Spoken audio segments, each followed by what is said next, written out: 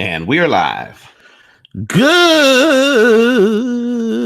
morning, everyone. It's like my Swami Hare Krishna type morning call, CJ. That's what it is. Yeah, it sounds like it. Good morning. Folks, it's Friday. It's Friday, and we're made it to the week. Oh, yeah. It's Friday, Siege, and we did it, buddy. We did it. We're here. It's Friday. It's the weekend. Let's do this. It's the weekend. You know, got Siege. What is the only thing you and I are looking for this weekend, buddy? Come on. There's only one thing that you and I are looking for on Saturday. Only one thing, Siege. There's only one thing, and that is Conor McGregor fight. That's it. Yeah. That is the only thing I'm looking for is the Khabib Nurmagomedov and Conor McGregor fight. If you have been living under a rock, or if you find the blood sport of mixed martial arts too bloody, well, I suggest you take a look at this fight. It's going to be a heck of a fight. See, what's your take on that fight, man? Oh, gosh. You know what? I tell you what. I would really like to see Conor McGregor getting knocked down a few pegs. You know, he's... yeah, me too. There's a certain level of characteristics and, you know, his confidence level. I really enjoyed watching him, seeing him climb through the ranks, everything that he's accomplished. I'm not going to take anything away from that, especially the ability to promote himself, his ability to go out and make millions of dollars off of his personality, hundreds of millions off of his personality. Unfortunately, V, it's what a lot of fighters don't have. You know, they don't understand how to promote themselves, and then they don't surround themselves with the right people to help do that. And if I get it, if you love the sport and you just want to be a fighter, but let's face it, those guys live short careers. Yeah. So you have to get in and out, make all the money that you can, take care of your family, and Conor's done that. However, to a certain point, I think he's really has gone to the point now where almost kind of, you know, disrespecting the fans, disrespecting the audience with the charades of, you know, arriving an hour late to whatever else, a press conference, and, you know, thinking that the UFC should revolve around him. So I would love to see him get, you know, knocked down a couple of pegs tomorrow night. I think Khabib, the eagle of Dagestan, is the man to do it, bro. I think Khabib is going to do it. And I'll tell you right now, most people, like, you know, they look at Khabib and say, oh, he's got a great ground game. Bro, it's not that he has a great ground game. He has the best ground game. He knows the pass. He knows how to position. He knows when to pivot. He knows when to punch. It's not like, you know, some you know, guy who's you know, been in the ranks for a while. He takes you down and then he's trying to position you so he can punch your head. No, this guy knows every trick, every leverage, and somebody at the caliber. It's not even like, I think Joe Rogan said it best. Khabib's ground game is not just a level above everybody else's. It's multiple levels above everybody else's. And I'm telling you right now, if Conor thinks he's going to punch Khabib in the head and Khabib's going to get knocked out, he's got nothing coming for you. Khabib's been hit in the head plenty of times. He's been hit in the jaw plenty of times. He's been kicked in the head plenty of times. The guy keeps coming, number one. Number two, if that fight goes to the ground, Khabib's going to wreck him, dude. He's going to ride him. He's going to he mauls people. Yeah, he does. Yeah. He mauls people. And if that goes to the ground, Conor is not going to escape. This ain't going to be Nate Diaz on the ground, bro. This is Khabib Nurmagomedov, bro. Yeah, absolutely. Yeah, and I'm also just as excited for... If that goes to the ground, Conor is not going to reverb. There you go. I'm also just as excited for Pettis and Ferguson as well. Tony Ferguson and Showtime Pettis, Anthony Pettis. Yeah, that's going to be a great fight as well. Let's see how Tony does. I mean, he is fresh off an injury. He's back earlier than what most people expected. And, you know, let's see what he does, man. I mean, I like Tony Ferguson. I like Tony Ferguson a lot. I think he's a great guy, dude. He's a cool dude. He's a gangster. He's hardcore. Yeah, there's no doubt about it. So, yeah, big Saturday night. Big Saturday night. Yeah. So I'm excited for Saturday, and it's my man Frank's birthday. Oh, awesome. Frank's turning the big 4-0, so we're gonna celebrate and then watch the fights, and it's gonna be good, bro. It's gonna be a good Saturday. I gotta order the fight, man. I gotta order it. I gotta get it on my UFC app. Pay the $100. It's worth it. That's what I'm gonna be doing. Anyway, Siege, we got our sponsors. Who we got, Siege? Why don't you do the sponsors? Yeah, absolutely. Yeah, jump over to My CBD Edibles. Go check it out. We did get that promo set up, so right now take advantage. We do have our coffee, our CBD coffee infused with CBD isolate. It's the best way to start your day. Gives you that little of energy, but yet it's a nice kind of a smooths you out so you don't get those little caffeine jitters that you get sometimes. Buy one, get one free, 50% off My CBD coffee. Do me a favor, if you follow our Twitter page or if you like us on Facebook or Instagram, do me a favor, go over there and I'll pick 1 or 2 people to ship free coffee to. So do that for me. If I'd appreciate it. And check out the rest of our products that are on mycbdoubles.com. Also, make sure to jump over to RemainCom as well in the event that you're needing any funding for any cryptos, debt consolidation, you need some help clean up your credit report. Check out remaincom.net, where Frank and is it Simply Frank? Simply Frank, it's his birthday. Simply Frank can help you. So check it out. And then also don't forget, if you're looking for ways to diversify your income, looking to make some money off of the cryptos, jump over to the Watch Us Traders Room where Cowboy and Crypto Z doing tremendous amount of work. Those guys put a lot of time and energy. Huh? They don't sleep. They don't sleep. They put a lot of time and energy to what they do. Let them take the guessing out of your work and jump over there. Crypto School, again, Watch Us Trade Room. Very excited for what they're doing over there, V. So that's it. So absolutely, the cryptoschool.io, folks, get over there and make it happen for yourself. Now's the time to be in the cryptos. It's not the time to be in cryptos is not when it's all-time highs, man. You want to be at the all-time lows to ride the highs, brother. That's right. Absolutely. That's absolutely. Hell yeah. And people, it's the end of Bitcoin. Let me tell you, I am, in the OTC world where the biggest of the biggest whales move, and that's no BS. Because if you got cryptos, you got 100,000, 50 to 100,000 BTC or more, you come see me because we set up deals for that level, that high level. That's right, for 100,000 Bitcoin, not $100,000 in Bitcoin. I'm talking about 100,000 Bitcoin. You do the math. You do the math on that one. If each Bitcoin is what 6,500, I don't know what the price is right now. But let me tell you the amount of whales, and this is what I'm telling you from experience. It's not some schlep rock, who's just telling you to hodl. I'm actually in the OTC world right now. Me and a few of my guys like Cowboy and whatnot. We're in the OTC world. We're meeting with people out in London. We're meeting with people out in LA, New York, heavy hitters, institutional buyers. Trust me when I tell you. Okay, trust me when I tell you. And here's the deal: when I tell people, "Hey, you know what? I'm in the gold procurement business, some of the largest in the world." And then when people actually come to me and they actually have clients like, "Holy crap, man! You're not playing around. You're the real deal, Holyfield." Yeah, exactly. Because I'm not working for Jimmy John's Coin and Carry. I know what the hell I'm talking about.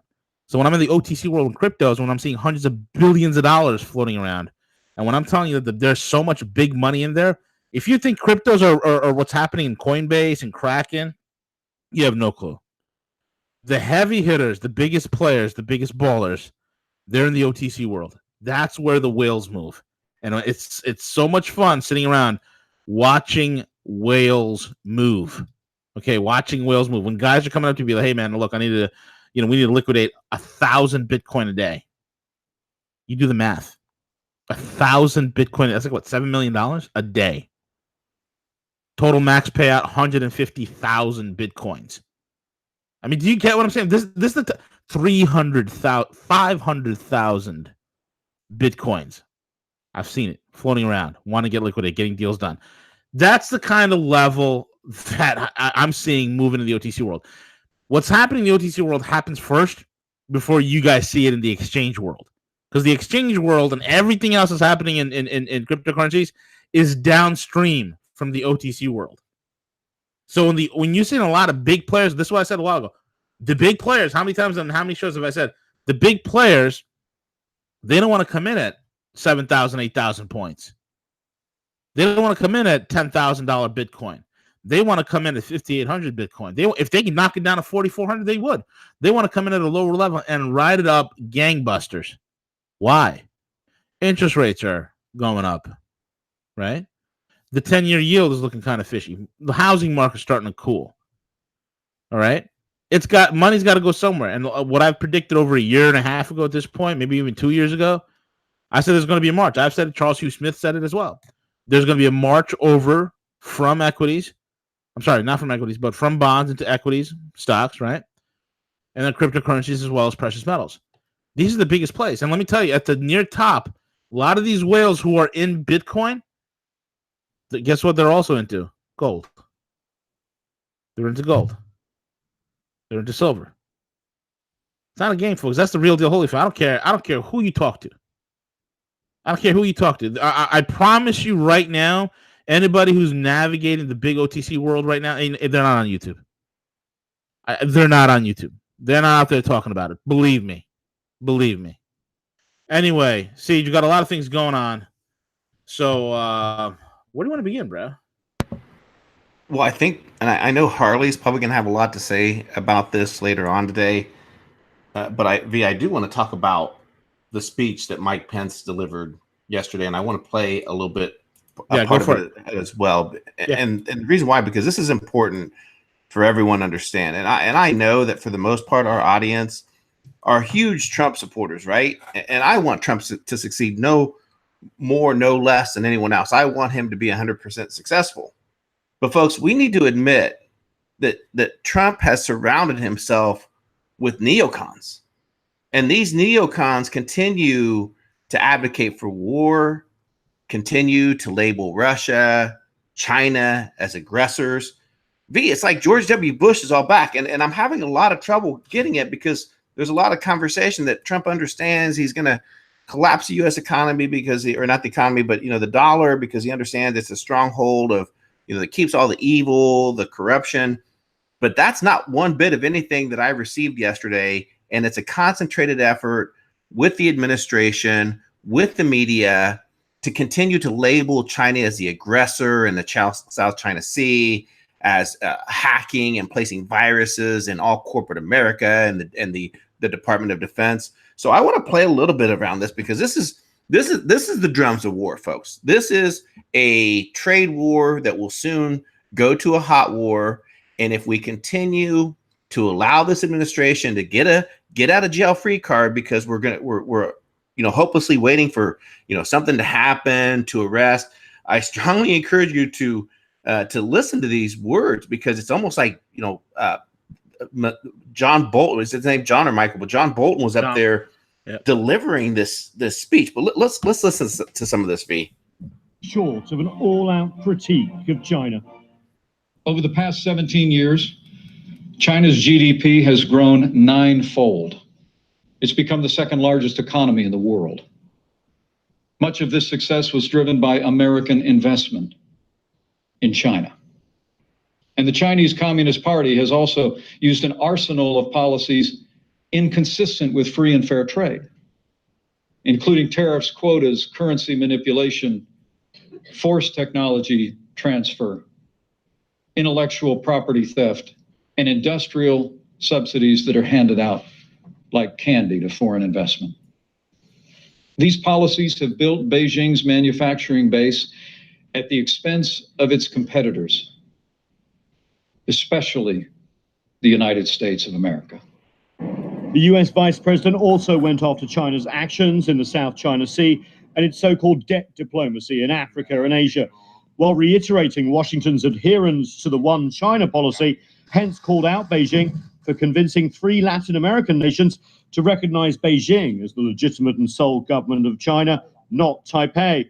As to allegations of election meddling, unlike the charges against Russia, there was no detailed case provided. So I'm going to pause right there because, again, ISIS, Al-Qaeda, they're no longer the focus point of what's wrong in the world.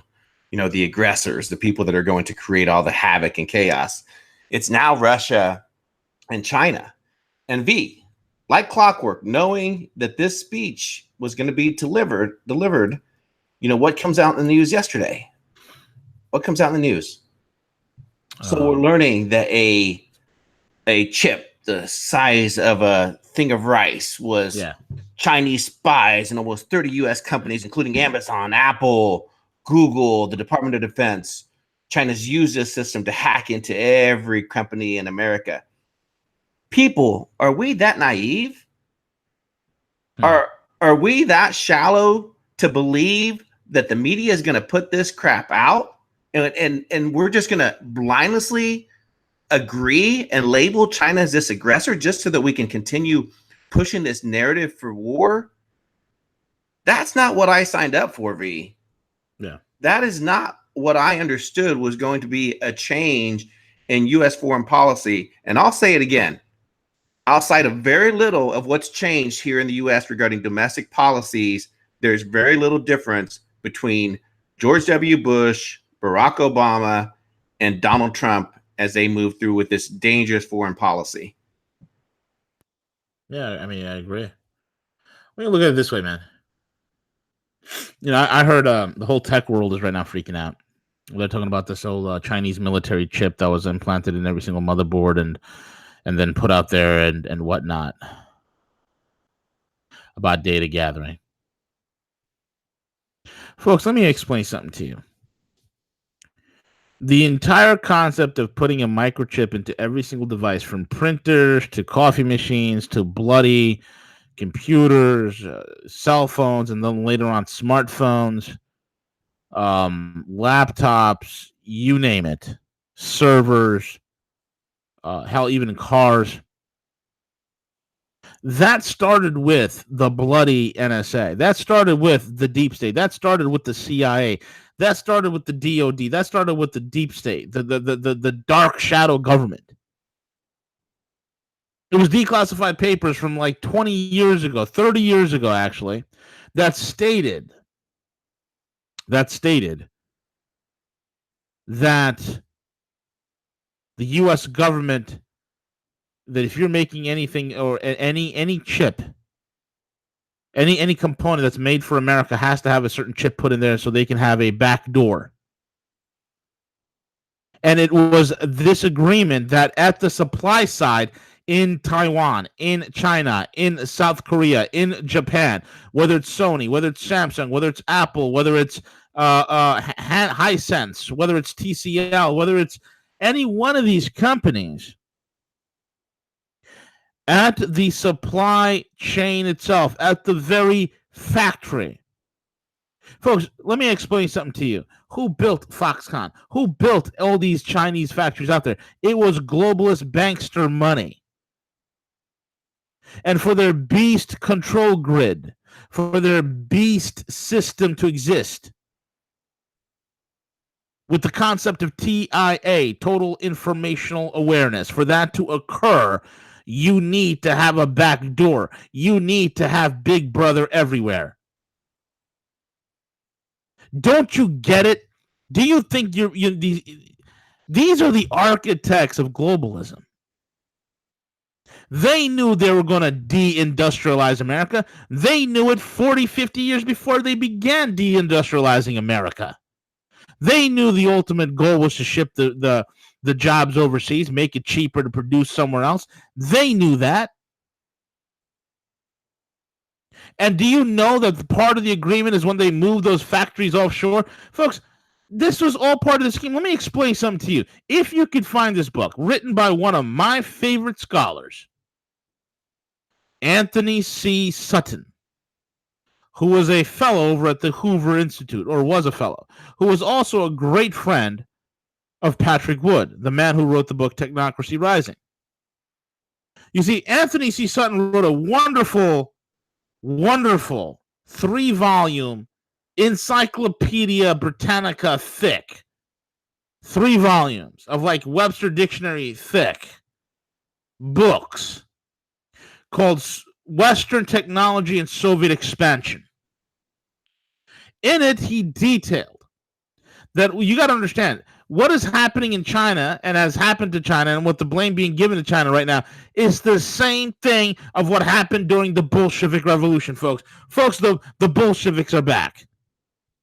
Except this time they are not in Russia. They are not in Moscow. They are in America and in Washington, D.C. The Bolsheviks are back. What do I mean by that? Folks, let me explain something to you. When the Bolshevik Revolution occurred in Russia, 1917, 1918, Russia had manufacturing industries. They had factories. They had a very vibrant petroleum industry. It was a fledgling petroleum industry, but there were engineers, and those engineers were operating pneumatic drills and all sorts of technology manufacturing apparatus they've had. And at the Bolshevik Revolution, what happened? The smart brains who ran the factories, who ran the infrastructure, who ran the petroleum industries, what did they do? They ran for the hills. They got out of Dodge. They escaped to Europe. They escaped to America. They escaped to wherever the heck they can go because they knew it was going to be bad. So when the Bolsheviks took over, guess what happened to the Russian economy? It collapsed. It was completely forestalled. It was in a complete stall. It wasn't moving. It wasn't drilling. It wasn't diving. It wasn't doing anything. It was dead. They just killed off the Tsar Nicholas and his family. They killed them off, butchered them, murdered them in cold blood, these bastards, stolen their gold and brought it to the New York Fed. That's what happened to the Tsar, the Russian gold. Russia hasn't forgotten. We have. Oh. And folks, when the Bolsheviks took over, what did the United States do? We passed the Trading with the Enemy Act. We are not allowed to trade with the communists that were in Russia, period. You're not allowed to trade. Unless, of course, you were a certain John D. Rockefeller with Standard Oil. Unless you're a certain J.P. Morgan. If you're those people, then you can go ahead and trade. Because what happened? During the complete stall, when factories were idle, when there was nobody with any sort of technical skill to handle the pneumatic drills over at the Russian oil wells, who kickstarted the Russian economy? Now renamed the Soviet Union. Who kickstarted the Soviet Union economy, the Soviet economy? Who kickstarted it? It was us. It was deep state elements, the same sniveling, grimy, slimy, conniving bastards of the deep state went over to Russia, took command of the pneumatic drills. Standard Oil did that with their engineers under the guard of the U.S. military, and helped to teach, train, and restart the Soviet petroleum industry was restarted. Then began the quote-unquote technology transfers. And those technologies transfers started from 1923 all the way till I'd say the 70s and 80s. Little bit by little, you see, and Anthony C. Sutton in his book, if you can find them, these books are worth hundreds upon hundreds of dollars. I'm still trying to hunt them down. They're the best books in the world. But what Anthony C. Sutton did, he actually detailed, and it was a whistleblower in the government who actually gave it to him, somebody who did it, under the cover of anonymity, who gave him all the documents, part number by part number. Here's a part made by Pratt & Whitney. Here's a part made by General Electric. It belongs on an aircraft engine. Oh, here's a Pratt & Whitney turbojet. It's for a military application. Oh, what do you know? The friggin' MiG-21 fish bed has the same damn engine. How's that possible? And then when the photos started leaking out of Russian jets with Russian engines with similar componentry, down to the fact that photographs with serial numbers matching those that are made by Pratt & Whitney and General Electric started popping up, folks. You started realizing, wait a minute, we are being played. We are being gamed. Fast forward to today, the same chips, the same backdoor chips that we've used, that was given to the supply line of every single appliance. I don't care if you got a blender. Crack that blender open, look at its motherboard. I guarantee you there's probably something there. You've seen YouTube videos of people opening up their smart TVs, opening up their smartphones, opening up their blenders, their coffee makers, their speakers, and all of a sudden there's all listening devices in here with back doors and whatnot. And who put that there? Who put that there? Who put those back doors there? We did. But now the narrative is all of a sudden nationalism. Now the narrative is China's the enemy. Because right now we are, Al Qaeda is the ally, China and Russia is the enemy. So voila. Look at these chips. Look at these chips. Am I saying that China doesn't commit industrial espionage? Of course not. Everybody commits industrial espionage. Are you kidding me? It's a common thing, man. We do it. Everybody does it. Meddling in other people's elections. We do it too. In fact, we're the biggest offender. We're the biggest meddlers there is.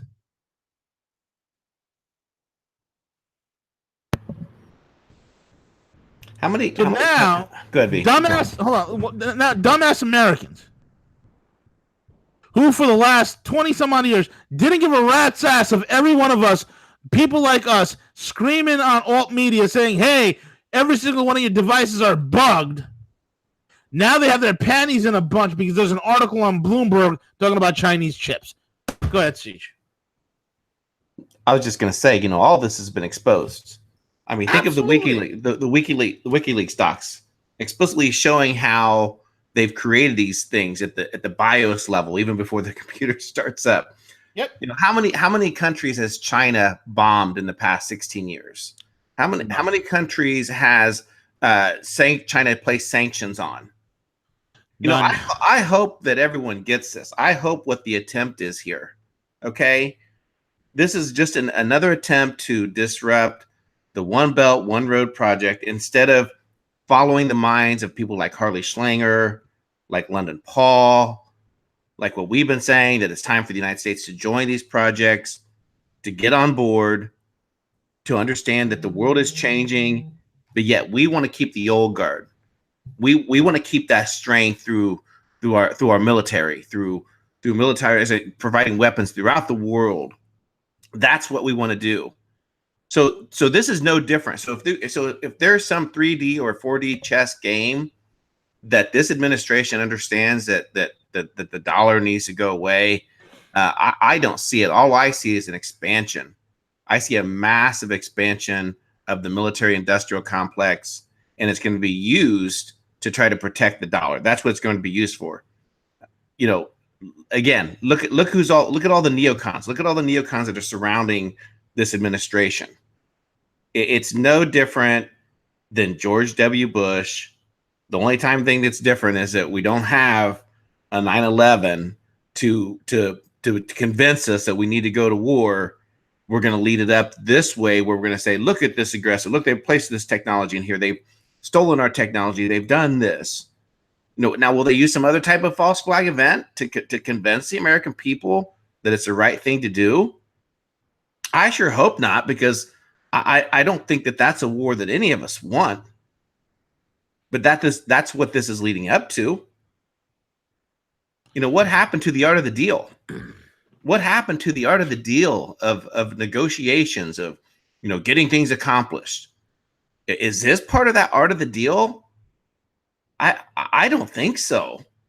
I mean, maybe I'm wrong, but going out and labeling all the countries that don't agree with you as aggressors, and creating harm to the United States, that's not it. There's tons of opportunity in the world right now, and we need to come to the realization that times are changing. The emerging markets that are the deals that are taking place, we could easily go on board with those programs, but it's not going to involve through military dominance. I mean, shoot, even look at North Korea.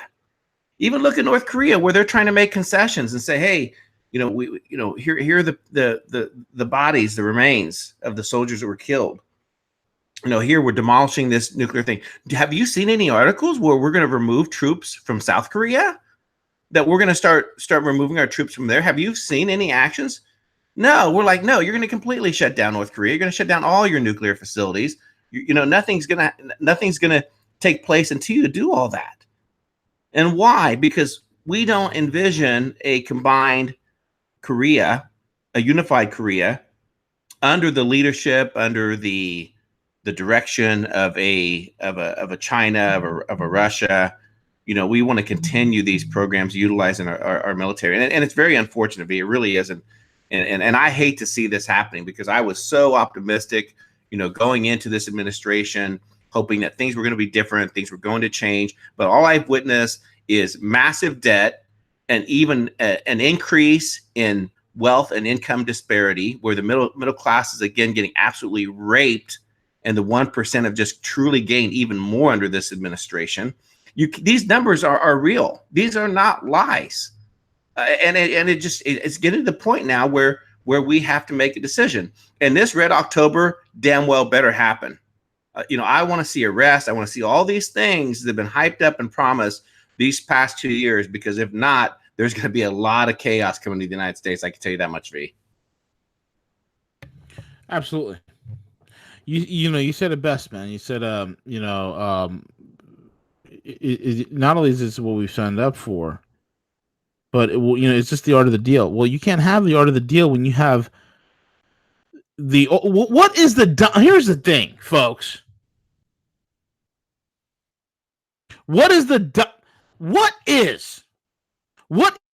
bloody dominant language, verbiage,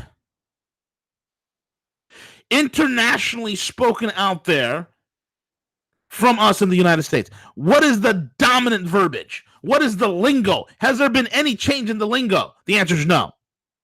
Well, V, how do you know that? Nikki Haley. Does that bitch ever shut up? Nope. Who's the ambassador to the UN, CJ? What's that woman's name? That crazy psycho? From Nikki Haley, ambassador to the UN. Not the UN. I'm sorry. NATO, the ambassador to NATO. Can you believe we have an ambassador to NATO? Let me ask Scroogle who that is. Kathy Lee, is it Bailey? Is it? Let me see. Hold on. Yeah, she just. Who is the ambassador to the NATO? Bailey Hutchinson. That's it. Kay Bailey Hutchinson. Another psycho. What does Kay Bailey Hutchinson say when she's at the NATO summit?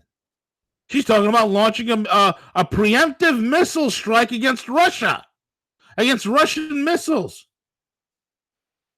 on Russian soil or on Syria. And be damned if Russians are in. Like, what in the depth? Who's given these women the ability to speak? Who's given these people the permission to say these things? Now let's switch gears. The maniacal mustache.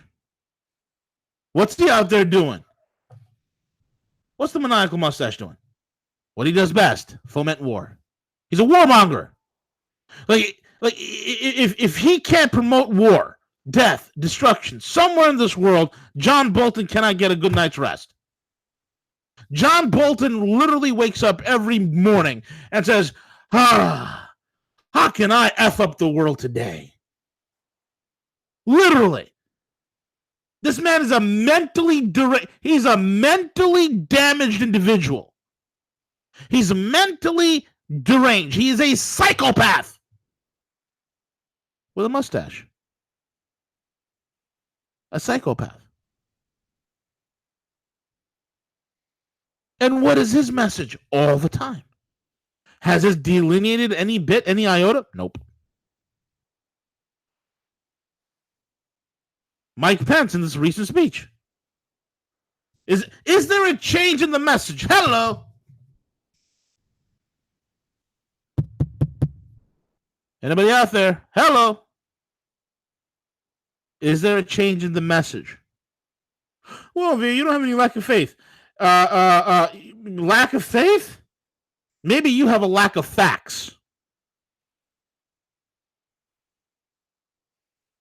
And like what CJ said, I want the arrest. Believe me, dog, I really do. I want the arrest to happen. Because I know, more than most, how bad it would be if nothing does happen. I know how bad it will be if you just clean the cobwebs and leave the spiders in place.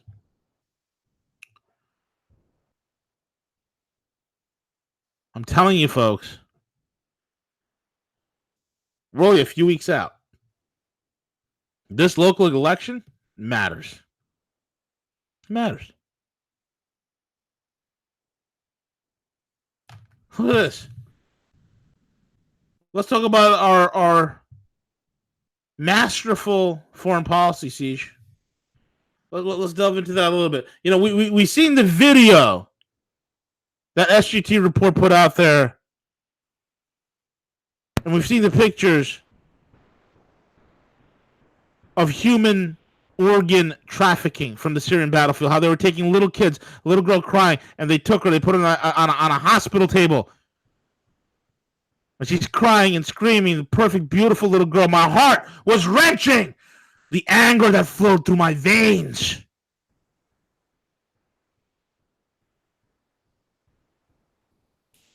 I wanted to do everything I can to jump in through that screen, literally bludgeon those two men to death, and to save that little girl. And the camera cuts to darkness because you know what was happening next. They killed her and took her organs.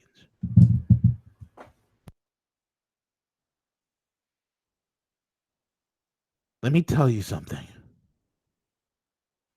There is only so much that the God of the universe can take before he says enough.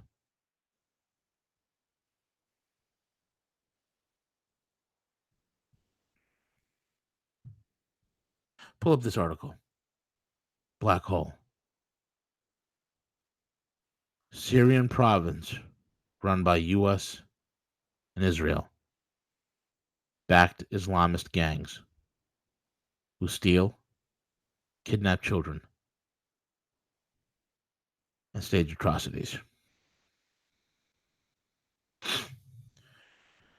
Russian reporting about Syria is far more truthful than the U.S. Folks, if you ever watch RT, and RT's up front, hey, yeah, we get we get our funding from the Kremlin, but they will literally touch topics that the American kindergarten, preschool level of news, which is nothing but Trump bashing, celebrity hairdos, and who's sleeping with who. That's basically what American news is. Trump bashing, celebrity hairdos, and who is sleeping with who. That's it. That is the extent of information in America. You watch RT, you're getting amazing. I love RT. I'll be honest with you, man. I am not going to front. V, you're a Russian bot. Yeah, I'm a Russian bot. No, I like truth, dude. I actually like truth. I actually like looking at things from different angles, trying to find out which is the best plausible scenario, which is the most plausible reality.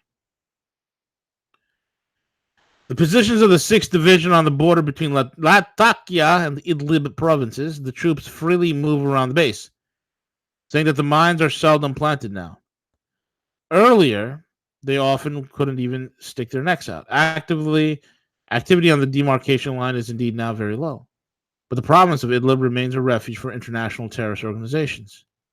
Though in the next 3 weeks of a 9 to 12 mile deep demilitarized zone will be set up here. Joint Russian-Turkish patrolling is also envisioned. Another important aspect is the traffic on the Latakia, Aleppo, and Hama Aleppo highways. Right out of the northern capital of Syria is connected to the rest of the country through a bypass highway. It is also so often called the road to life. This is the high-speed highway Latakia Aleppo. The road has been closed for years now, but the road itself is in perfect condition. This is the last checkpoint for the governmental forces.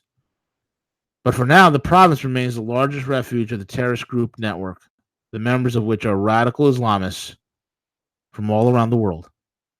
In Idlib, there's a large number of pro-Turkish armed gangs financially dependent on Ankara and controlled by Turkish special forces. But it's not that easy. The ex-Al-Qaeda branch is financed by the Gulf countries, and al-Nusra fighters are not happy with the negotiation process and the prospect of a peaceful settlement. Moreover, the terrorists do consider the fact that the Turkish military is in Idlib. For now, we'll talk about the current status. And this whole entire thing is about terror groups and what's supposed to be a de-escalation zone.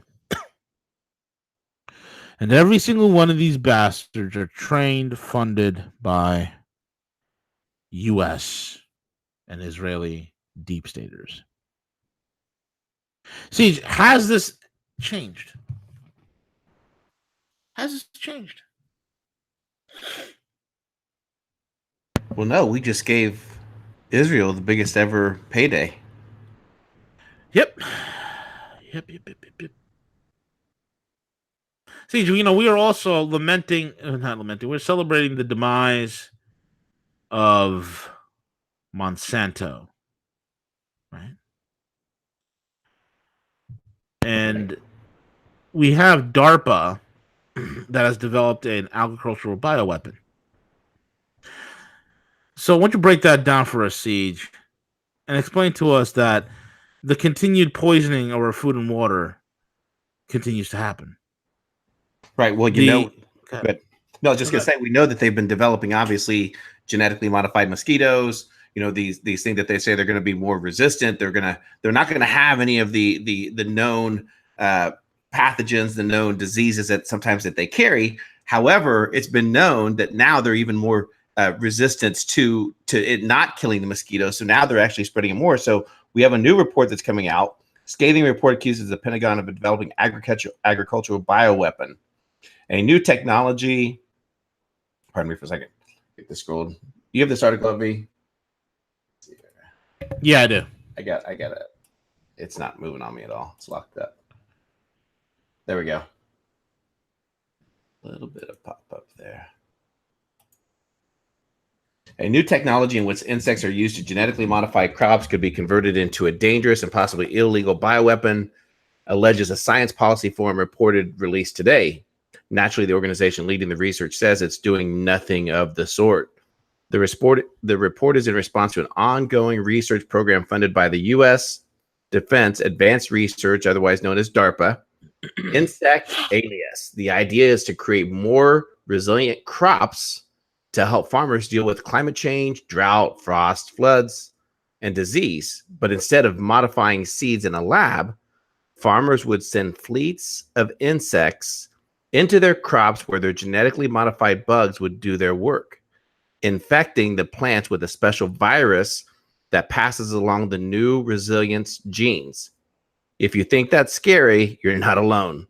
The lead author of the new Science Policy Forum report, Richard Guy Reeves from the Department of Evolutionary Genetics at the Max Planck Institute for Evolutionary Biology, says the Insect Alias program is a disturbing example of dual-use research in which DARPA, in addition to helping out farmers, is also working on a potential weapon. When contacted by Gizmondo, DARPA denied the accusations made in the new report, saying it's filled with inaccuracies and mischaracterizations.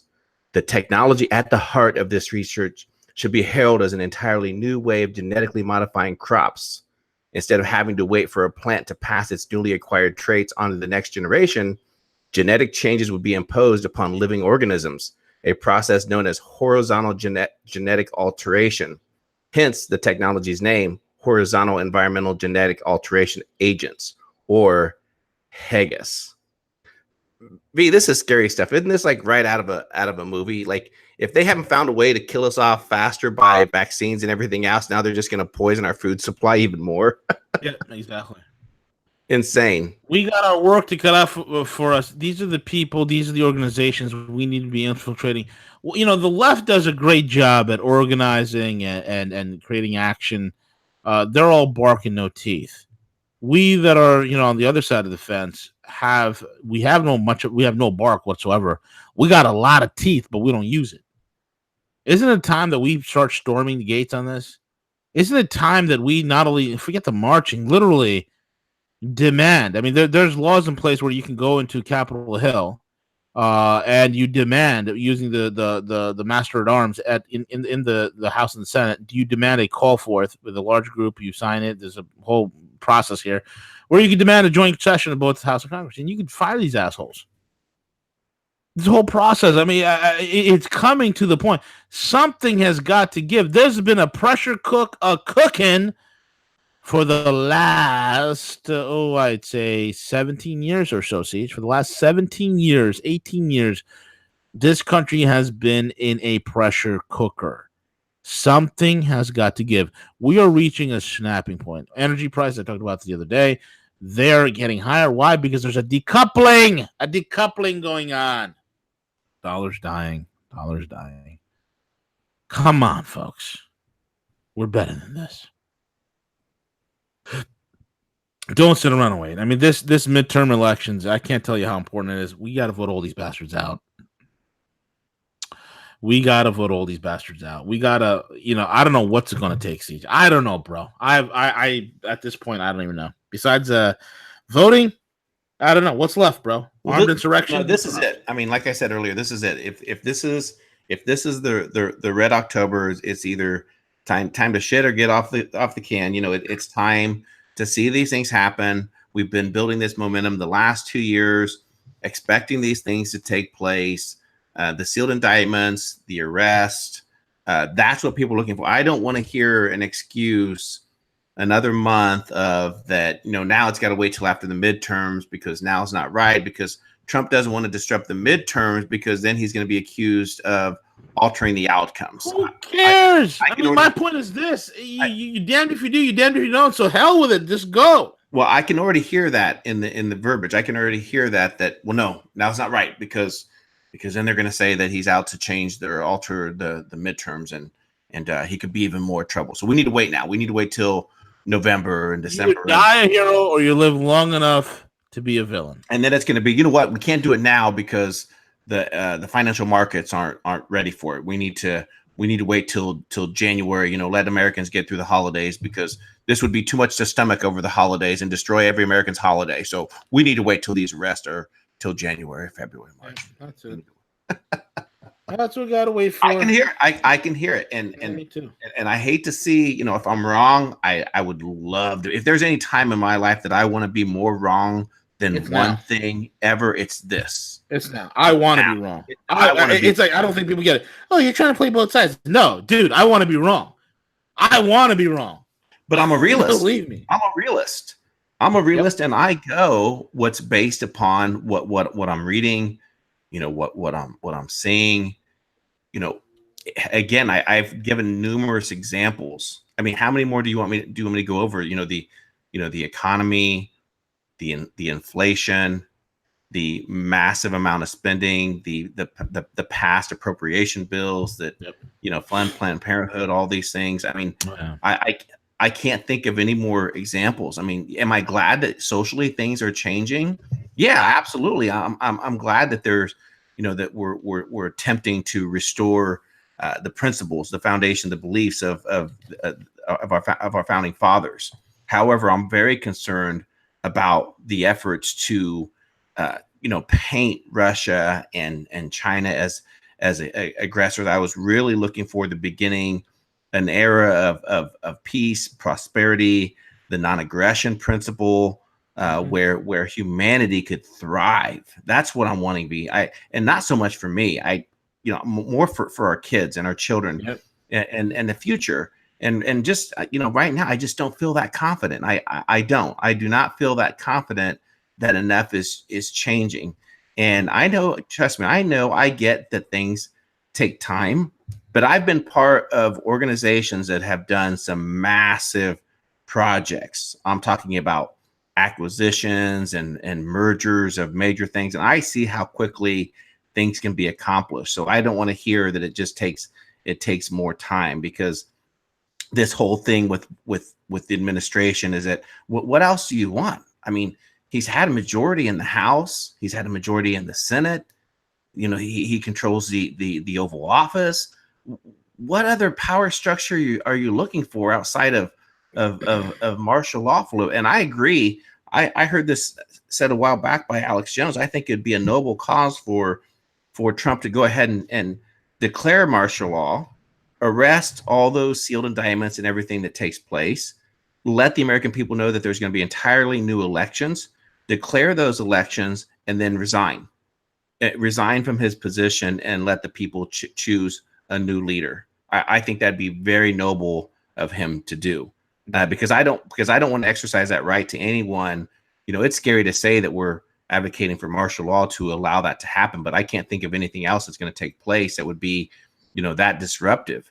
And to yield the powers back to the state, allow them a period to have new elections built off the blockchain, however we want to do it, to establish a lot more transparency. After that's done, and then just go ahead and relinquish the office and elect a new leader. That to me, I think would be very noble of Trump to do. Yep, agreed wholeheartedly. Siege, with that being said, my man, we are at the end of the broadcast. We got a lot lined up today. We got Harley at 12:15. We got Gus at 3. Big day. Don't go anywhere. Don't go anywhere. And we're still going to try to get with W. I did send him a text and an email yesterday. So, we definitely want to get, the part 2 to his first interview. I know he had a lot more that he wanted to say. So big day here at Rogue. Stay tuned. And again, I just want to reiterate one thing real quick, is that I know right now that there's so much divide and divisions because now we have the left and the right, this paradigm of fighting each other. We have also a lot of infighting now in the people that do support this administration, right? With, no, this is going on and there's just going to, I don't care who's right at the end of the day. I really don't. What I do want to see is some real change. And that begins with the whole process of holding those accountable who have done these things the last several years to America. The George W. Bushes, the Barack Obamas. I mean, there's been some serious crimes against humanity that have taken place, and we need to hold those people responsible. And until we move forward and things are done, and this is supposedly the month, and we'll wait and see. We have to continue trying to find other solutions. But yeah, I'll be very interested to see what Harley has to say at 12 o'clock. Absolutely. And with that being said, folks, we're at the end of the show. Subscribe. Thank you all for helping us get over that 17,000 hump. It is a battle and a half. And with that being said, we're